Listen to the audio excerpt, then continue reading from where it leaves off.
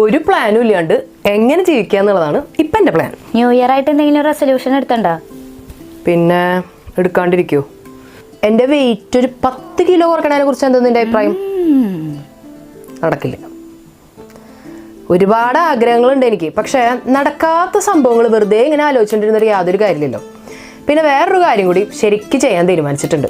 Positivity ഇങ്ങനെ spread ചെയ്യുക. അതിനെന്താ വഴിയെന്നറിയോ?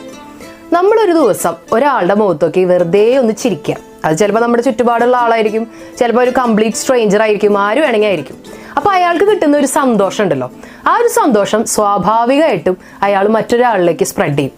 ഒരു റിഫ്ലക്സ് ആക്ഷൻ എന്നാണ് അതിനെ പറയുക. ഇപ്പോൾ നമ്മൾ വെള്ളം കെട്ടിക്കിടക്കണ ഒരു സംഭവത്തിലേക്ക് നമ്മളൊരു കല്ലെറിയാന്ന് വിചാരിക്കും. അപ്പോൾ ആ കല്ല് ഇങ്ങനെ എറിയുമ്പോൾ ഇപ്പുറത്തേക്ക് ഇങ്ങനെ ഓളങ്ങൾ ഇങ്ങനെ വരില്ലേ, അതുപോലെയാണ് ഈ പോസിറ്റിവിറ്റി. നമ്മളൊരാൾക്ക് കൊടുക്കുമ്പോൾ അത് അയാൾ വേറെ ചുറ്റുപാടുള്ള ആളുകൾക്ക് ഇങ്ങനെ കൊടുത്ത് അതിങ്ങനെ സ്പ്രെഡായി പോകും. നമുക്ക് ഈ ലോകം മൊത്തം നന്നാക്കാനൊന്നും പറ്റില്ല.